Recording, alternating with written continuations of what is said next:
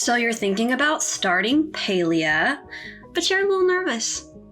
And that's okay. I was nervous too. So here's 1 week in Palia as a beginner. They throw you in character creation, as many other games do. I wanted to make the coolest character I could think of. Grandma. I made a grandma. A guarding grandma, if you will. So that's fun.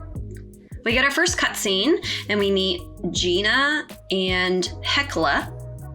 Gina breaks something, and then all the lights turn on. Stuff falls from the ceiling, but surprise, it's your grandmother. But then Hecla was like, well, they were just born. So, I don't know. I'm not sure if this Garden Grandma playthrough is going to work out, but everything's going to be fine. We learn how to run.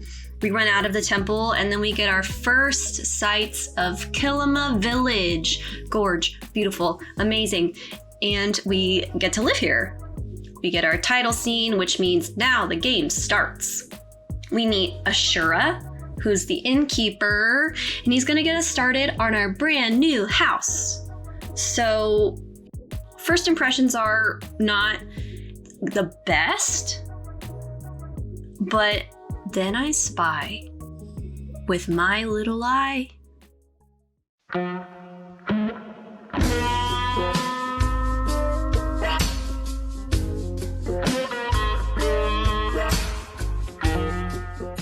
And he was like, can you chop some stuff for me? And I was like, yeah, I can chop some stuff for you. You want me to hit some more stuff for you? And there's our house. So it's quaint, but we have a week.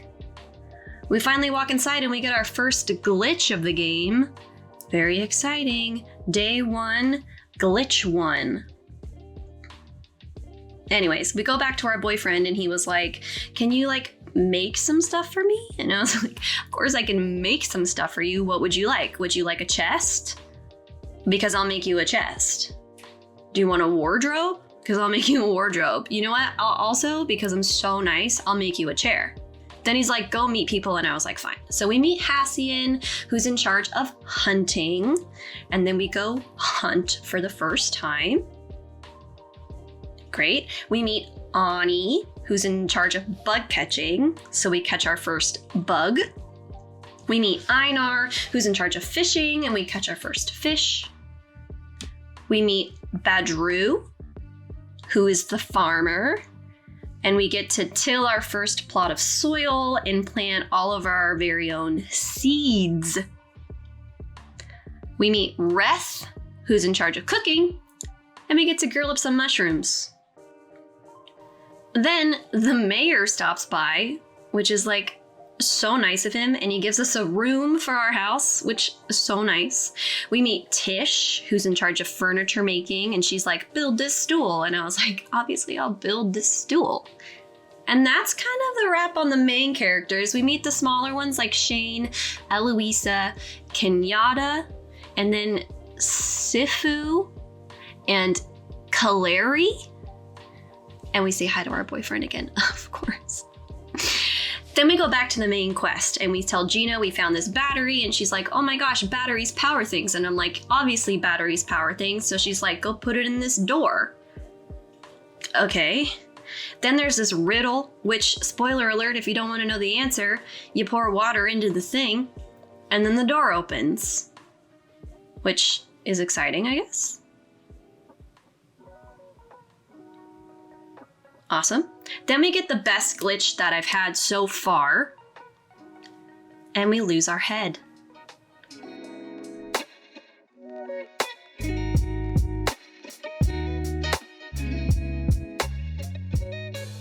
Anyways, we go inside, we get this kind of creepy little statue situation, which, there's gonna be a lot of lore in this game I'm starting to understand.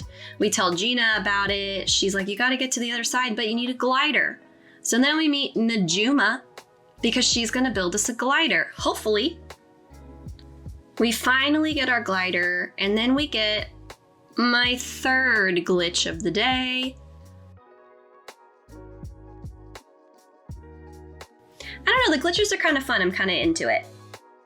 We got our house room built, so now we have a big room and a small room. We built a sawmill and a smelter, And here is our middle of the week update. So we've gotten quite a bit of wallpaper, we've gotten quite a bit of flowers, quite a bit of items we've either been gifted or we've been able to craft.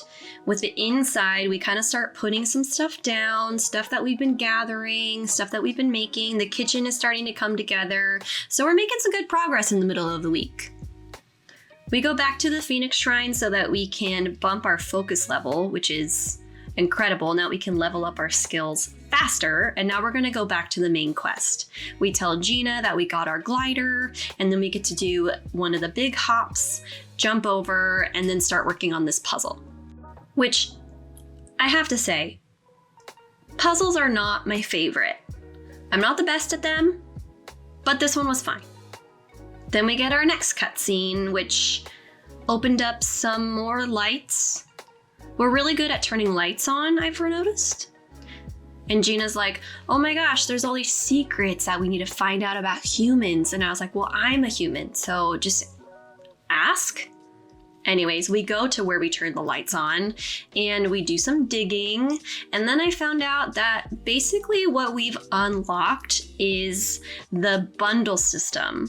So there's all these bundles. Here's one example of them. And now I know what we're going to be spending a lot of our time on next week. Not this week. That's a next week problem.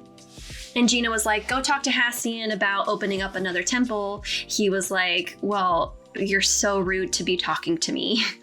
So we find the battery, it's broken, big surprise, we don't get to use it. We go around asking if anybody knows how to fix it. Sifu's like, nope, I don't know how to do that. You gotta ask Zeki. And Zeki was like, nope, you can't ask me out here. You gotta ask me in my underground, which, so many errands. So many errands. We go back to Gina, we tell her about all the magic stuff, and then she gives us all this lore about how magic is illegal and that the Order banned it and that nobody can even study it. There's so much lore in this game, it's gonna take us a while to get through it, I'm pretty sure. Then we go down and we talk to Zeki and we're like, we're working with this battery and it's magic, and he was like, OMG, which if he's nervous, I'm nervous.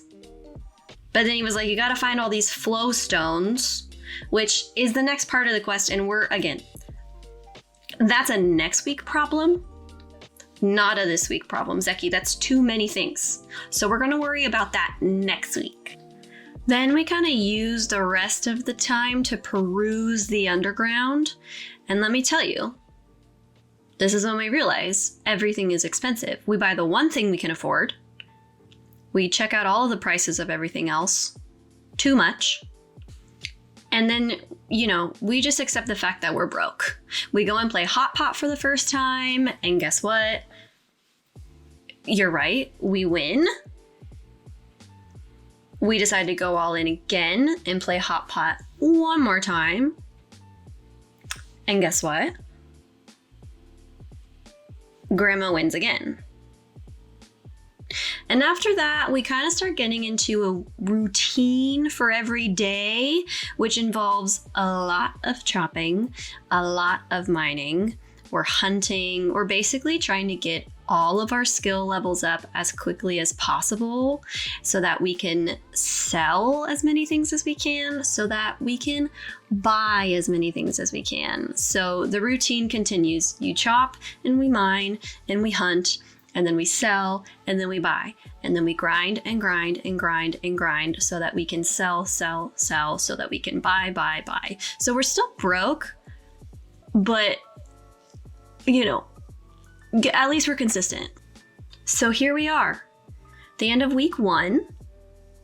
I cleared my lot just so we could see the bones of what you really can build and create in 1 week. The inside of my house is bare too, just because I wanted to be able to see the different possibilities and where we can go. So let's go inside. So here's our large room. This is the room you start with. I added a little bit on all sides to this. I added a hallway to the right. We have a room in the back. Here's our kitchen. The kitchen I did keep decorated solely because I still need to use it. And I kind of like it. So in the back, we have this bay window, which was also gifted to us. So this is a small room. Haven't decided what I'm going to do here. It'll probably be my bedroom. But this is a small room, which was also gifted. The bay window was also gifted. The hallway was gifted. Everything was gifted. I actually have more stuff that I haven't even used yet. So there's a large room, which again, another gift. There's the porch, which was, I think, a quest. And then the pavilion. All of those I just got gifted through quest items or friendship level gifts. Here's our garden. So we have a lot of tomatoes. I got some peppers and blueberries. Basically, any type of seeds I was able to get, I planted immediately. We're gonna go to my little workshop tent. Here are all my crafting machines, and they're working away. I have 2 smelters, a sawmill. I have 2 little glowworm farms. My preserves jar I just unlocked, which was really exciting because that actually helps make quite a bit of money. But this is my little workshop corner. Here's all my flowers. All of these I have received through the new flower event that they do in the game. It's every in-game day at noon. And this is maybe 1/5 of all the flowers that I've received in the game. You really get so many. Now I'm going to take you guys back to my mood board. This is really exciting for me. So this is kind of where I want my design to go. All of these pieces I either purchased or was gifted or I was able to get the recipe for and built them, which is crazy. Like all of these items I was able to get during week 1 in the game. I do want to end this by going through all of my current stats. So my pickaxe, my axe, and my bow are all upgraded to the highest level. All my other tools are the second to highest level. So I've been able to really work on getting my tools upgraded as quickly as possible. And I got really high. My player level is 60, which I think is good for 7 days. My skills are kind of all over the place. It really depends on what you focus on, but basically my furniture level is 10, my foraging level is 11, bug catching I'm 7, hunting I'm 9, for fishing I'm 8, for cooking I'm 5, gardening I'm 8, and then for mining I'm level 9. So most of those are pretty high. It really depends on how you play and what different skills you're gonna focus on mostly. My quests, we've gotten through quite a bit. So the main story, as you know, we're gonna work on all those flow stones, and that is a next week problem.